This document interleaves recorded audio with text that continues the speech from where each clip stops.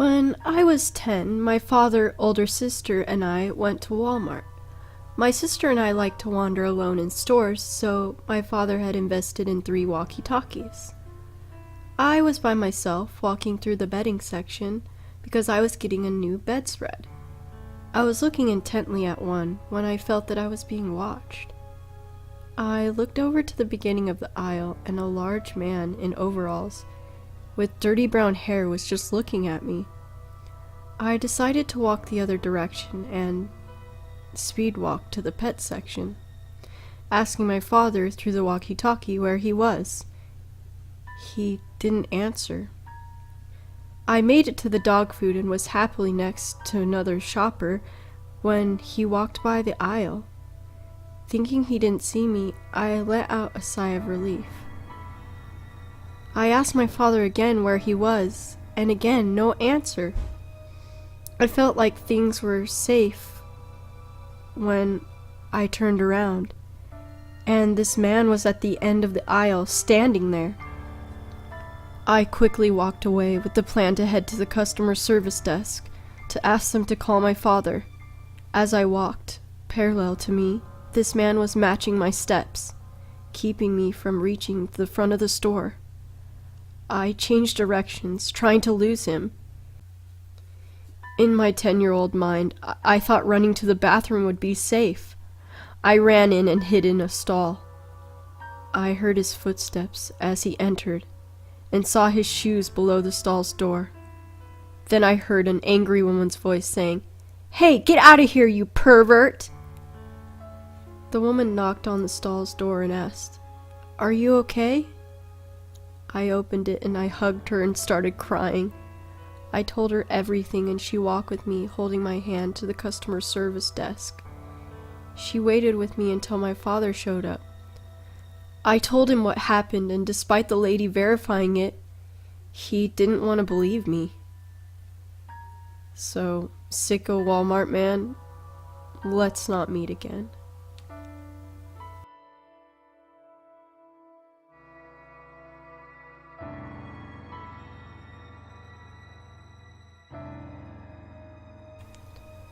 This story takes place around 2 weeks ago, when I first arrived in Belgium. I'm supposed to study here for 1 semester to advance my language skills. And I live with my brother, but he was back home to play for his American football club.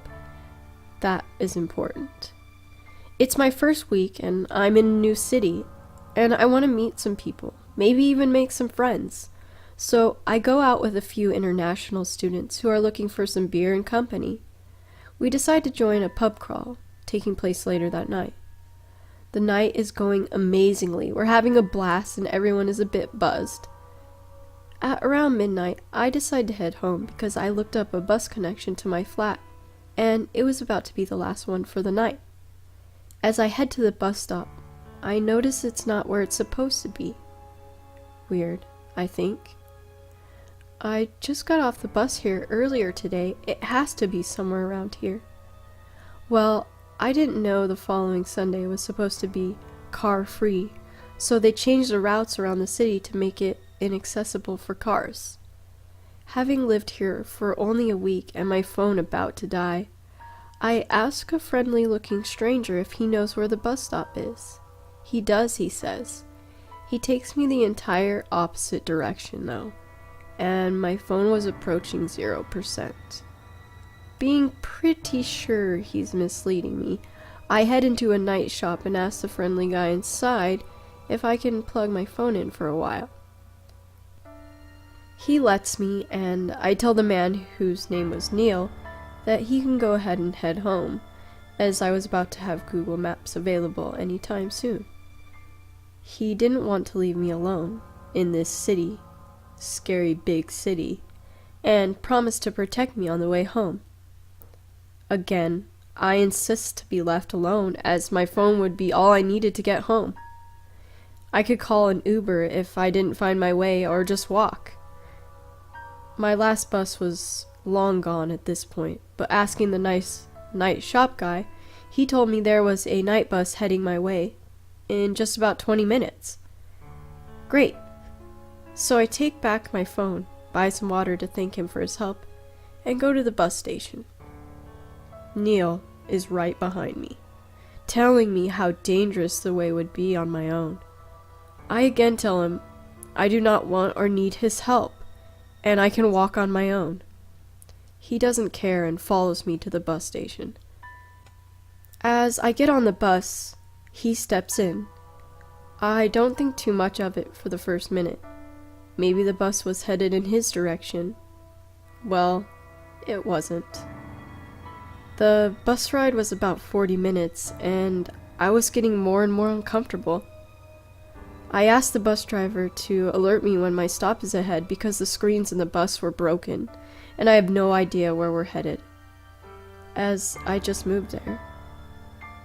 Neil's coming closer, telling me how pretty I am and how dangerous it is for me to be on my own.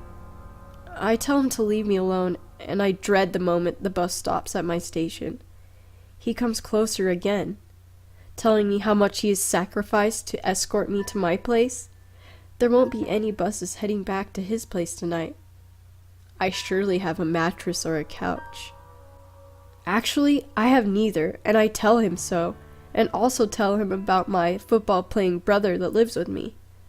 Nothing of this seems to set him off, and he just asks, "Well, why doesn't he pick you up then?" Looks like he knew I was bluffing, and I was scared out of my mind. From the bus station, it would be another 1 kilometer walk to my place through a quiet and dark neighborhood. I excuse myself to the bus driver again and call the police, acting like I am about to call a cab, because I cannot predict his reaction. Maybe he'd get mad. So I call the police, and they only speak French, which I don't yet. I came here for Dutch. I beg again and again to talk to someone in English, and they finally get that I am scared. As I talk to an officer, Neil is getting upset that I don't focus my entire attention on him. Why don't I trust him to walk me home? Why do I have to call a cab? He doesn't have much money on him, so why don't we just walk to my place? The police hears him berating me and asking me where my station will be. I tell them it's only 5 more minutes. They promise to hurry. As I get off the bus, I don't see anyone. Neil asks for my address so he can protect me. He comes closer and closer, and I'm pretending to look up the directions on Google Maps.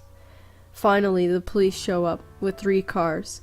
They ask if I'm the lady in trouble, and when I say yes, they take me home. I asked if there is anything that they're going to do about Neil, but they said they can't. All he really did so far was take the public transportation. As I reach home, it's 2 in the morning, and I've never been so relieved to be home. Neil, let's not meet again.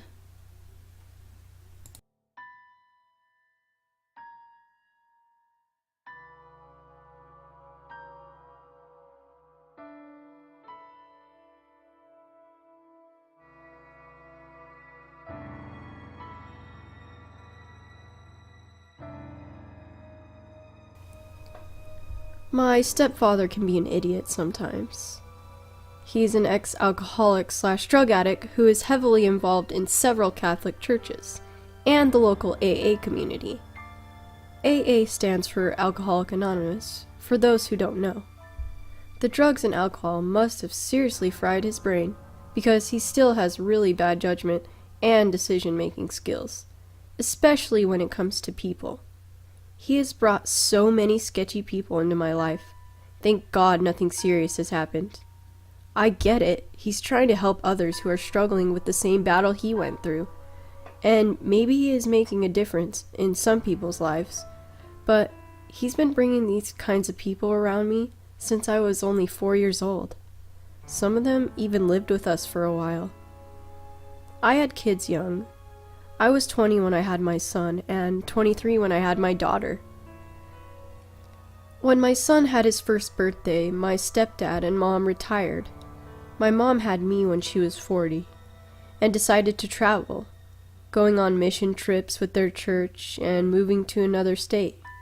They started working with this Catholic organization that specifically helps people who struggle with alcohol and drug addictions. The church gave them housing among their nuns and priests and paid them a small amount of money to buy food and necessities while they worked with them.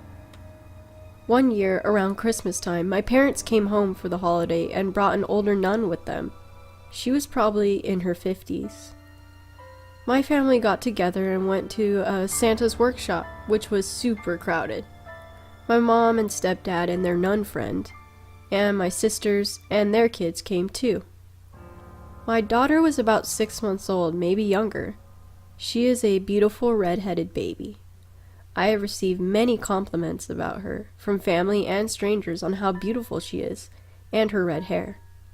And probably a few other stories of people who don't understand personal boundaries regarding children. The nun was immediately taken by how beautiful my baby is, and kept touching her, talking to her, and wanting to hold her. It was immediately uncomfortable because this was my first time meeting her. Also, she wasn't acting this way with any of the other children that were with us. My son, who was 3 years old at the time, had since been diagnosed with ADHD, was a handful and running all over the place, getting into everything. It's so hard going places with him and her without their dad. He didn't come with us because he was most likely working.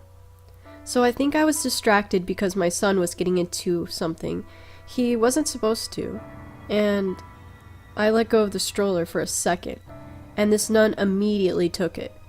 She told me she would give me a break since she was a friend of my parents, and my family was all around us. I decided to let this nun push my daughter in the stroller.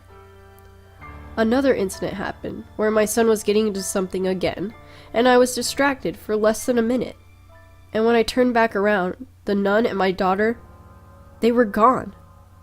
I freaked out, and my whole family was still around me. No one knew where the nun went. She didn't say anything to anyone about leaving. My family and I immediately started looking everywhere. Luckily, there was so many of us that we found the nun at the front of the building, right near the exit. It was terrifying. When we found her, she just said she was taking my daughter on a stroll. I decided to leave right after that happened, and so did everyone else in my family. Luckily, I haven't seen her since. So, yeah, creepy old nun that my parents know, let's not meet again.